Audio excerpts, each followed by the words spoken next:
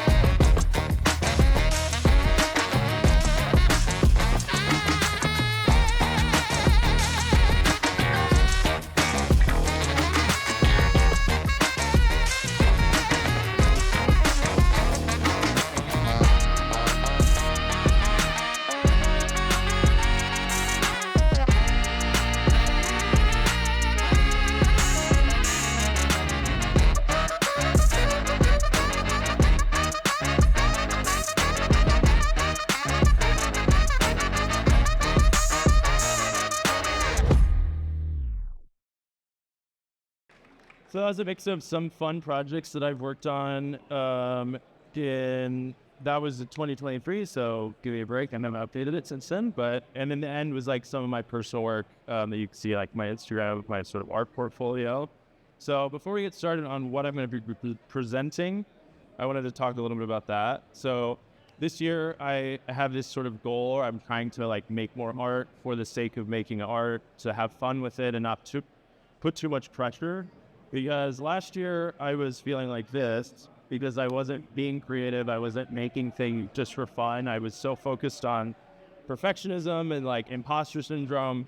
And so I did it sort of challenged myself. I'm going to try to make something at least once a month, maybe more every month this year. And so far, this is how I feel. So it's great. So you should all try to be creative for fun. This is some of the stuff I've made this year. Just some like pieces. I also spent in March, instead of doing like motion, I did some designs for my new apartment, some artwork that I printed out. Yeah. So yeah, just be creative and have fun. Now, this is what we're going to be presenting on. The title, sorry, I got you. It's a clickbait. Everybody would come if I said Dune Part 1, Part 2. So it's nothing to do with Dune. We're just going to be creating this cool animated Dune in cinema, and we'll do some fun MoGraph stuff, some particle stuff, and let's do it. I'll show you before I get started the actual animated versions. It's gonna be in here. So this is sort of the thing we're gonna be creating. Some fun particle stuff, some materials, and some look dev, some alternate looks, some sort of like moody, foggy stuff. But yeah, we will see how this goes. No. All right, and I am good on time. So we're gonna start off by making this Dune. It's actually pretty simple. I'm gonna search in the asset browser for a line because I like the line. Oh, I don't have the asset browser downloaded, so we're not going to do that. I'm going to use a helix, which is the old school way of making a line. So I just want a spline that's sort of going to be this guide in the center of our dune. So I'm going to set the start radius to 0, the end radius to 0, no rotation, and we'll make it about 4,000 mod. So that should work. So this is our, whoops. I'm also not used to using a Mac, so you'll have to bear with me on that. We don't want any intermediate points, and we want 10 subdivisions. So that's how many points we're going to have. I'm going to hit C to make this editable, and now we just have this line with 10 points. I like to keep it organized, so I'm going to move the anchor point of this to the center. So that is going to be under spline tools, axis, center of the axis, and it'll just move it. And then I can reset the transform to move the spline to the center. And we're going to put this into a loft object. So add that helix in there. We'll just call this center spline. Okay. And first thing I'm going to do is I'm going to make 2 more copies of it. So just alt or command drag and command drag and put it above and below. And those will be the sides of our loft. So you see if I drag one of them out this way, and then I drag the other one out this way, you will see we have this kind of object right here, which doesn't look like much right now. But when we grab this center spline, you can take these points and you can start moving them around like this. So I'm going to drag these, kind of like go to the side here, drag these up, kind of create like a sort of a kind of like it starts up high in the back and then it cascades down like a ramp to the front. So something kind of like this. Okay. And that's our dune. Just kidding. It doesn't look like a dune at all. So I'm going to hit the middle mouse button and then go to the top view. And you see if I select all with Command A, you see all of our points here. So I can kind of see these and start dragging them over. Drag this one, maybe maybe right here. Maybe move this one over this way. And we're just kind of creating, like a sort of dune shape, like kind of a waves. Okay. And these are all actually linear. I just noticed that. You see these lines are very jagged. So I'm going to take all of these splines and change the intermediate points to adaptive, and then set that down to something like that. And then I need to go into this loft, and I need to give it a bunch more subdivisions so that we can get a more dense and accurate kind of shape. And then we're going to change this to linear interpolation, I believe, yes. And we're starting to get somewhere. If you see, we can kind of see like this sort of dune type shape forming, but it's very angular. So again, I think it might be easier if I turn this off for now and we kind of look at this as a spline. So I want to make this smoother. So I'm going to sort of go in here and hit R and rotate these points. Just kind of create something that's a little smoother. So maybe scale some of these up. Scale some up. Yeah, so we're just kind of making like this sort of sandy dune type shape. How many times am I going to say dune in this presentation? I want someone this to count. All right. I think that's looking okay, but I also have another project file that already has a better dune made, so I'll skip to that in a minute. Okay, so that's basically how you can make the sort of ridge part of the dune. And now that I have that, I think I'm actually going to delete those 2 side splines and now make another copy of them and move them over. So create that, basically the same thing we kind of did before. about 1,000 pixels this way, another 1,000 pixels this way.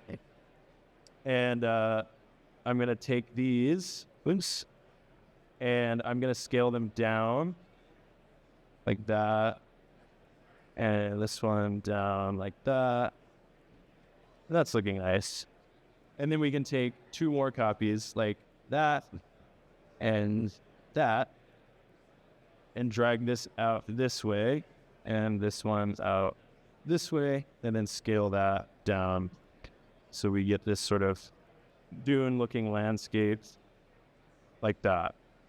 I need to move on to creating some more subdivisions. So as much as I would like to kind of keep tweaking this, I'm going to open my 1A file. All right, so basically same thing. It looks exactly the same. Nobody would ever know that it's any different than what I just made. So I have this. It's the same setup. It's the loft. It's got some tags that we shouldn't have. And then I'm going to turn all that off. So yeah, it's the same thing. It's a loft. I've got a few extra splines in here. So you can see these are the splines. I have the center one, and then I have those 2 kind of that I showed you. And then I've also got these, and I added these, which are just basically instances of this center spline. So it's just a copy that if I change the center spline, those will change exactly the same. And I've just moved them over. You can see if I zoom in, just barely like 1 centimeter over to the right and the left, so that when I subdivide this, like you can see if I turn these off and I subdivide it, kind of lose that sharp edge on the top. So if I undo that, then I turn this on, that extra topology right around the ridge just creates a nice sharp edge that helps it look really good. So, all right. Did those, and here we are. Now I want to add some sort of like displacement onto the side of this dune so that it doesn't look so smooth and flat. The material that we're going to do on the next presentation will add a lot, obviously, to it, but I want to add some like texture to the geometry. So first thing I'm going to do is add a displacer just in this group null with the dune. I'm going to set the height to 15. And go in here to the shading tab and also add a noise. And see, that looks crazy, but we're going to click into the noise and hide this. And I want to change the noise size. I also want to change the type. So I think I'm going to do something like blister turbulence, which is this nice, like, crunchy noise. The size, I think it's going to be 1500. So something like that. And then I also want to stretch it. So I'm going to do like 300 on the X, so it stretches it a little longer. And then I'll probably compress it down on Z. So it's giving us this nice, like, you know, sandy kind of sand cascading down the side of the dune look. And now I just want to limit this to just affect the side right here. So how I'm going to do that is with a vertex map on the subdivision surface. And so I can actually use that original spline for the center of the dune and drag that into the vertex map fields, and it'll give us some cool options. And the reason I do that is, like, you use that same spline, that it's just going to be like, anytime you change this center spline, like, these instances will change, the vertex map will update, and it'll all stay sort of parametric. So I think I need to set this spline field. You have some options down here. I'm going to set this to mask, I think. Need to remember. Yeah, mask, and we're going to mask it along Y. And that, see, it just kind of cuts and creates this 100 and 0 map of like on and off, basically. And then I want to change this to inside. And then I want to change the distance to like 50, something like that, not emoji. 50. And then I think I'm going to invert that. And let's see what we get. Oops. Plan. So the invert, we'll just invert this mask. Okay. And that creates this sort of flat map. And then in the displacer, under those fields, I can drag this vertex map in there. And it should work, but it is not. So anything. That is odd. Let's change the name. It's cut like that. Neat. So then it's hard follow. Maybe that. Well, okay, well, you should be limiting it to that selection. I'm just going to copy these into this field and see if that works. Does. Okay. So I actually think I want to remap this so that it just covers like this sort of area right here. So in the curves, in the remapping tab, I can go down to this contour, change it to a curved, and now we can see sort of what's getting affected because I'm remapping that original map that we had. So yeah, we get something like this. And then if I change the there, I think this needs to be larger actually. Yeah. I think that means that. That was okay. I needed to make this a lot larger, so we're gonna forget I did that on this and reset that.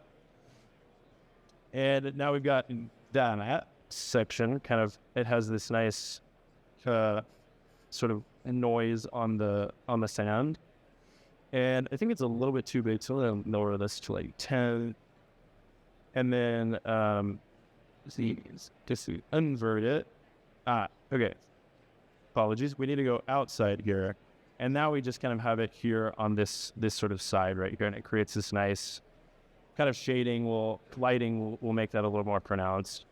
And then I want to add this top ridge is looking a little too perfect. So I'm going to just duplicate this displacer and we're going to displace the top edge.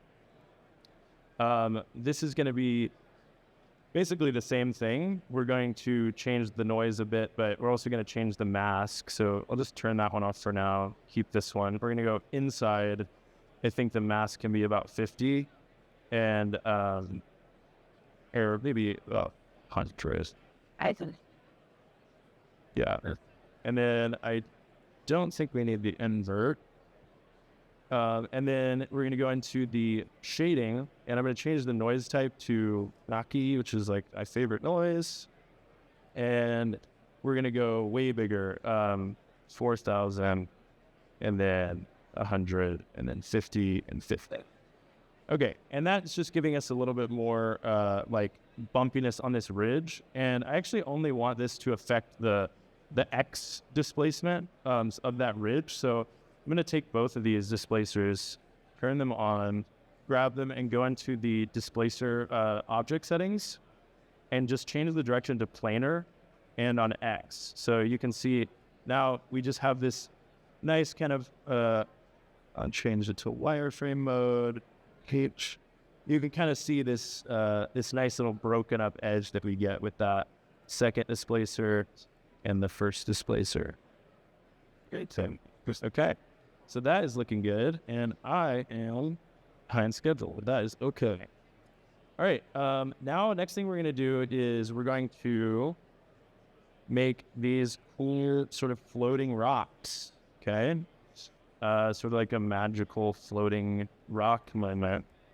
I have some stones already preloaded, but I got them from the asset browser, where there's a ton of good stuff in there.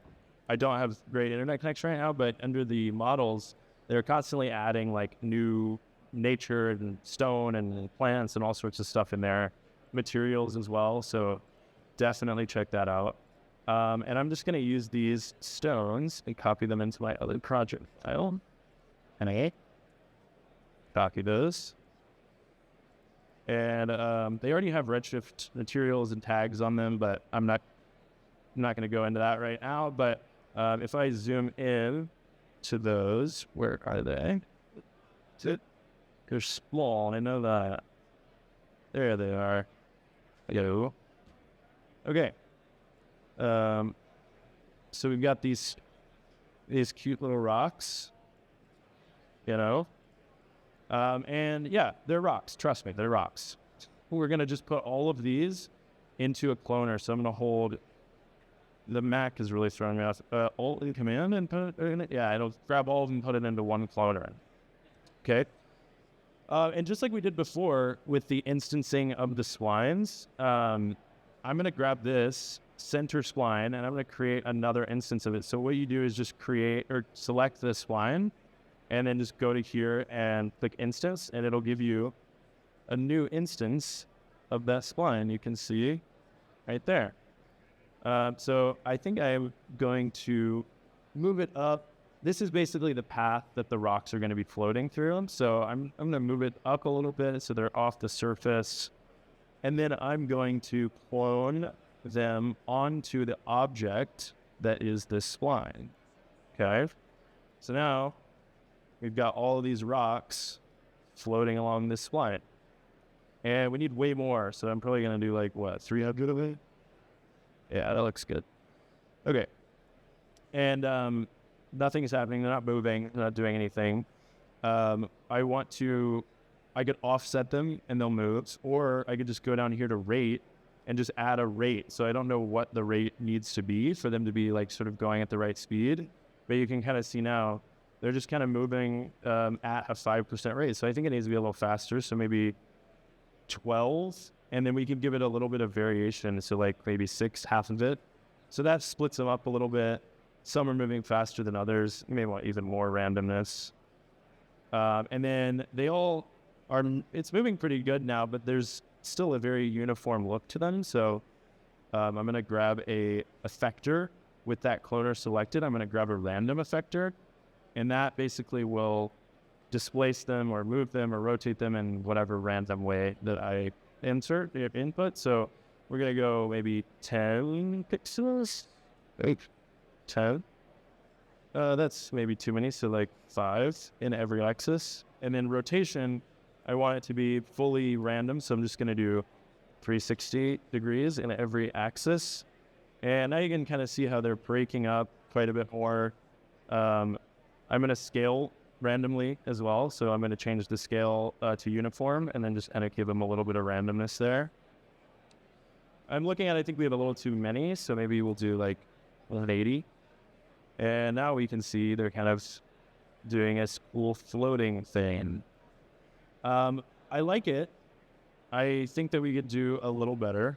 So this spline instance, I think, could use a little bit of animation as well. And if you haven't really looked at the capsules in the asset browser, there's some really cool ones. One of my favorites is called Electric. I'm going to have to grab it from this. There's no internet here.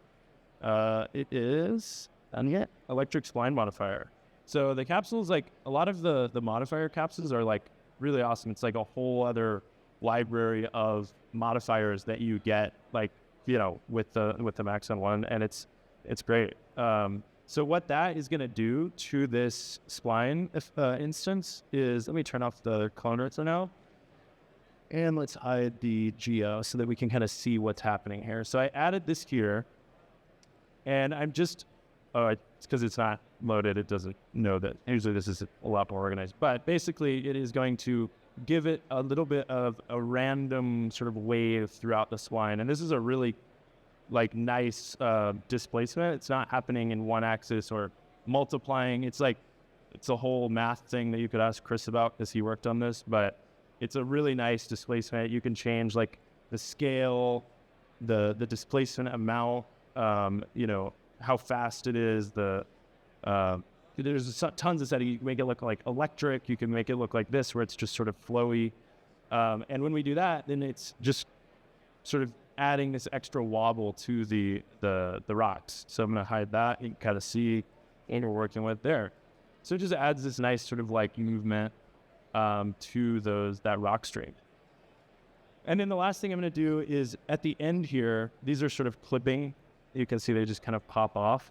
And since our camera is ultimately going to be like way down here at the bottom, I'm just going to do a little fake and add an effector to this cloner. So we're just going to scale them off as if they're sort of going into the infinity and the distance domain. You can't see them. So Corner selected, add a plane effector, turn off position, turn on scale, uniform, and just hit -1, -1, and it'll scale them all down to 0. And then we just want to add a field, which is a linear field. So I turn on this mode, you can see it right there. And we want it to be facing this way, so you can kind of see what it's doing. These fields are great. I use them throughout every part of cinema for everything. So I'm just going to put it like that right there at the end, so that when our camera is sort of way down here at the bottom, they just kind of look like they're floating off and you don't really notice it. So you don't get any like popping. And then these little buttons right here, you can actually like turn off the color. It's just extra calculations that we don't really need, so we can just turn that off. And now we've got our stones. Look at that.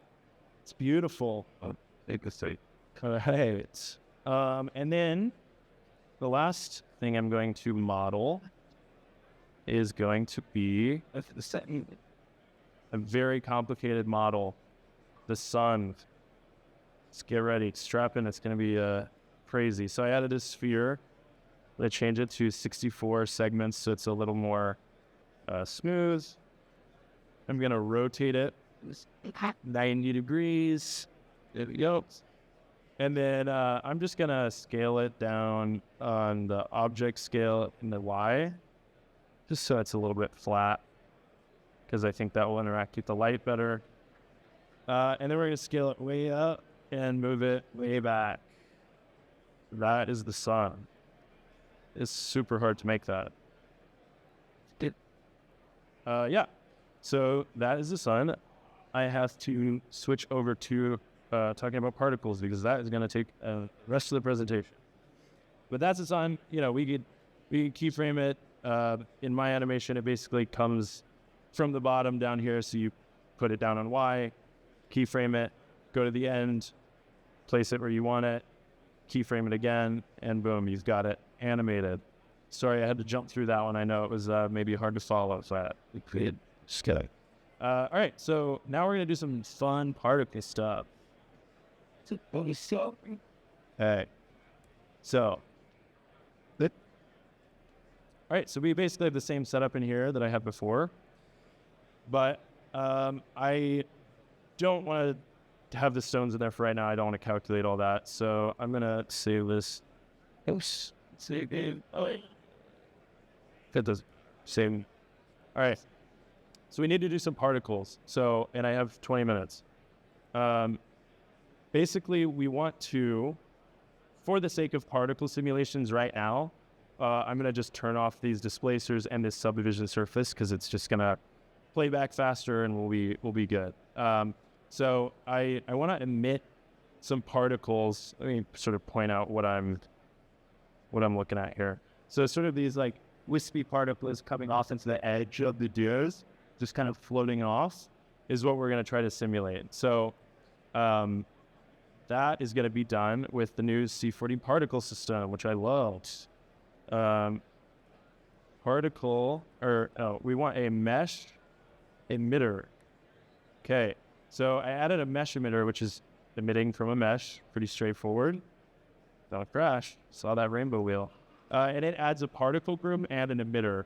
If you haven't messed with particles, I'll just explain. Like, the emitter controls like emission properties, speed, what it is emitting from, color, things like that. And then the particle group is basically where you can drop all of these cool forces and other things that will create different like turbulences and forces and everything. So that's kind of where we build our hierarchy of effects. And then this is sort of just the base emitter. So we'll start here, and I'm going to emit from this loft. So I'll drag that into the geometry. And surface is good. We want to only emit from one part of the geo, but we'll get to that later. I just sort of want to emit from this side and then flow off that side, because that's all I need to do for this shot, So we want to have a lot more. So ultimately, we're going to end up needing like 1 million particles or 500,000, but for this sake, we're going to do 20,000 because I don't want this computer to crash. Let's just see what it does. So there they are. They're going downward.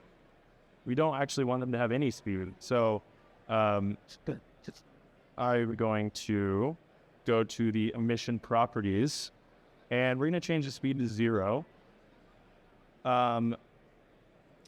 Also, I believe they're emitting from the bottom, and the reason is they're emitting from whatever the normal direction of that object is. So we have to go into the loft and reverse the normals, and now they'll emit from the top. If I go back to the regular mode, you can now see them. Well, let me change the color so you can see how to black. Here it is. Yeah, so there they are. So they're just kind of emitting, sticking to their original point. We need to change the lifetime of the particles because I don't want them to last forever. And I also want to sort of visualize the radius. I want them to grow from basically nothing and then turn into whatever the radius I want them at, and then I want them to fade out into a nothing as well. So that's not realistic to what sand actually does, obviously, but we're motion graphics artists, so we can do that. So the way to do that is I'm going to change the radius here in the mesh emitter to 0.001. So it's really tiny. You will not be able to see them. Oh, well, you can, but they're really tiny. And actually, you can't because you can still see them because you need to check on a draw radius here. So if I turn that on, they're very, very small. And then in the particle group, we want to come up to simulate and particles. And I'm going to add a couple of these things. If you click this little bar right here, you get these windows that you can kind of keep out here. And I'm going to be using a lot of these, so I just want to keep them. So first thing I'm going to do is map the radius of the particle. So I'm going to use a data mapper for that. So with that selected, hold shift, it'll drop right in. We're going to change the property radius, and it's going to go from 0 to 0.02. Okay. That's property in and out. So very easy mistake to make. The age is what we're going to base the radius off of. So it's going to be 160 frames. That's the lifetime of the particle. And then we're going to change the radius. So property out, property in. The upper is 0, or the lower is 0, upper is 160. Here we want the lower to be 0 and the upper to be 0.02. So that'll scale it from 0 to 0.02 and then back down to 0 based on this curve right here. And you can change this and affect that however you want, but that's perfect for my case. So we have particles that will grow in and then grow out. Next thing we're going to add is a vertex map on half of the dune because we only want to emit from one half. We just, like I said, we want to emit from here, and they want them to kind of like wisp off and fly off to the right side. So I am going to, that's distracting me. So we just got the dune and the particles. So I already have this done, but it's similar to what we did last time. So it's on the loft, but I'll just redo it for us. So I'm going to click on the loft, right click, and add a vertex map. And then we have these fields. And just like before, we're going to drag this spline in there. And we're going to change it to mask along Y. And that will give us this, which is basically just saying this is 100% and the red is 0%. And I want to go back to my mesh emitter, and I can change where it's emitted from to be just that. So I can just drag that. Oh, I can't drag that in there. Okay. So I have to create another tag, which is a polygon selection tag. So right here, you can see it tells you what type of tags that field will take. So it's a polygon selection. So I created that. And this can use fields as well. So you could just copy this and put it into the polygon selection. But I like to visualize my fields when I'm working like vertex maps. So I will just drag the vertex map into there. And now we have a polygon selection, which we will just call emitter. And that is feeding that other vertex map into there. So now you can't select them because this is a parametric object, which I like to keep it that way. But you have the ability to basically use this selection in any way that you would a normal selection. So I can drag that in there. And now we should only see particles emitting from that side. So that's exactly what I want. And now I'm kind of getting bored of the particles just sticking to the dune. So now that we have that, it's emitting a few less particles and we're not going to crash. Let's get into some more fun stuff. Okay. So we're going to do some wind to push it to the side. So the first thing I'm going to do is make a field condition.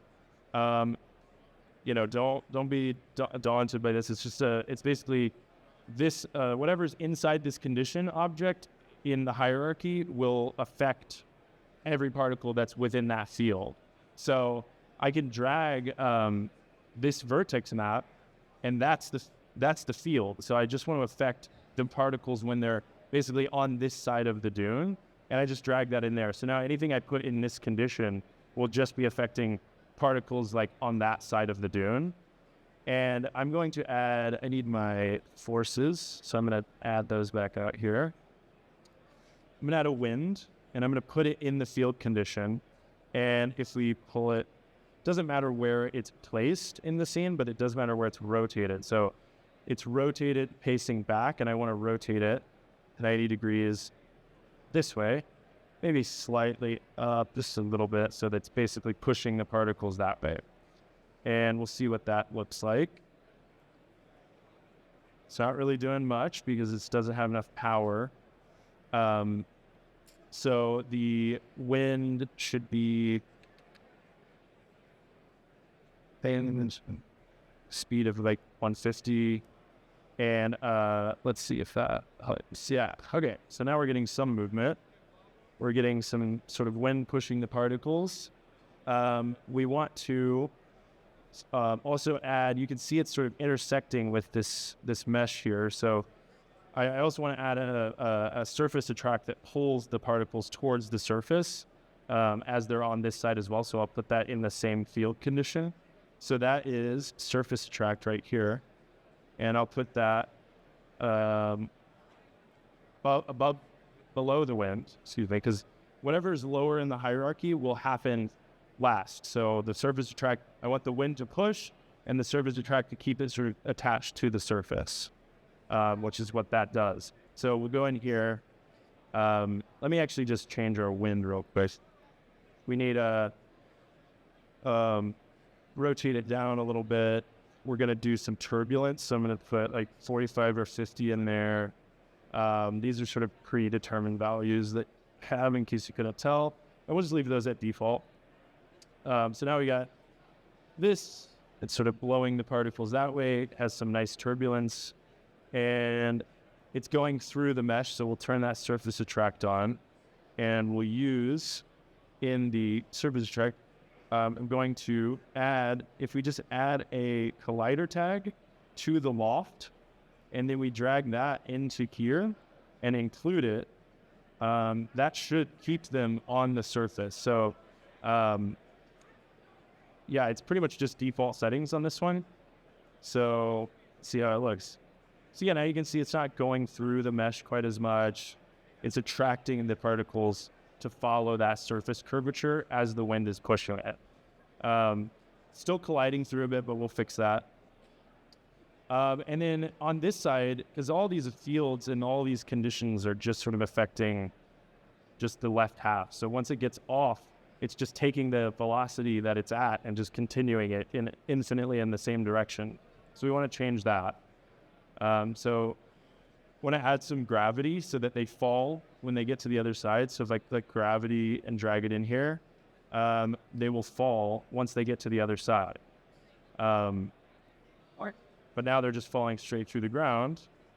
Wait. So I want to basically create a inverted version of this map. So I don't actually need to create a second vertex map, but I will create a second field driver or a field condition and drag that under. And you could rename these, but I'm not going to do that right now. stay organized. And now I'm just in that field, I'm just going to take the map and drag it in there. So it's the same now, it's just affecting the left, and then I'll just invert it. So it's just going to affect the right. So everything on the left, you'll see will stay the same, and then they fall too hard, but they're falling on the other side. And if you highlight the field condition, you can see it'll highlight the particles that are currently being affected by that. So that's really handy as well. So I just need like, I think maybe 20 in there. Yeah, 25. So I just want it to like be a little bit of like a downward motion after it gets over the edge. I want to add a collider now so that it's not going to be colliding through the ground. So there's already a collider tag on the loft, but with the particles, you also need to add a collide object into the hierarchy of the particle group. So the reason that they did that is so that you could sort of change when, like if I move the collision up here, then it's colliding second. But if I move it here, it's colliding third. So that's a really handy thing to be able to control that. But we're basically just going to just do the same thing and drag in that collide the same collider tag from before. And we'll include it. And now it will collide with the object. And you can kind of see we get some of this crazy bouncing and movement, but it's looking interesting. Now I want to add maybe I'm just going to change the color to random, and that'll just randomly change the color of the particle. So I'm just going to do black to white so we can kind of see them a little better. And then we want to add a flock modifier, or I don't really know what these are called, but they're objects. I don't know. Flock's going to go after the collide. I mean, flock it does a lot of cool stuff. I'm basically going to use it in a very simple way, but it will push particles apart and pull them together based on cohesion and separation. And you can set different radiuses and different strengths. So for this one, cohesion, which is pulling the particles together, I'm going to set a strength of 0.5 and a radius of 30, because we have a pretty big scene here. And then separation strength is going to have it's going to be 1.1, so stronger. Oh, that's the wrong thing. I'll just reset that. 0.5, 30. This separation strength will be 1.1, and the radius will be 1. And it starts to look a lot more interesting in the way that the sand is sort of moving and how it kind of groups up together. And you can turn up the strength of the whole effect, but you can kind of see how they sort of bunch up into these little groups, but they're sort of, still, it's an interesting kind of sandy feel, I think. So the last thing is these are moving a little bit crazy. So I think I want to add a friction force to just kind of slow everything down and add a bit of like damping to the whole setup. So I'll put that in. I think I need it to be 5. So just a light sort of friction, just slowing everything down a little bit. And we're getting, a pretty nice like sandy. I'll extend my timeline here. I got about 5 minutes left, but I think we will be good. And then the last thing I want to do is like right when the sand gets to this edge here, I want to add like this sort of pop where it pops up and then comes back down. So to do that, I might move a little quickly, but I have another wind, and this one I'm going to rotate up 90 degrees. Okay. And guess what? We're going to put it in another field condition. Or no, we're not. We're going to just use fields. Excuse me. So this wind is going to go last, and we're going to change the speed to 250, so it's pretty strong, but we want that because we want it to sort of like pop the particles up as they hit that ridge. I'm going to angle it a little bit away from the particles, or the ridge as well, so it's sort of at this angle. And then in the fields of that wind, I'm just going to drag in the same spline, the original spline. And I'm going to use radius as the mode. So it's not going to be a mask this time. It's going to use the curve of that radius. So I'll set this to radius of like 20, and basically that's just going to take this whole this spline and a radius of like 20 centimeters along that spline, and that's where that wind will happen. So it'll only happen there. And you could throw in, like I already have a random field here. So here's random field. You could add a random field to kind of add some randomness to it as well, but we're not going to do that. We don't have time. That's not what. And yeah, so now if you see it, we should be getting sort of like in some areas you'll see it pops up, and maybe we need to add a bit more strength to it. Maybe size 100,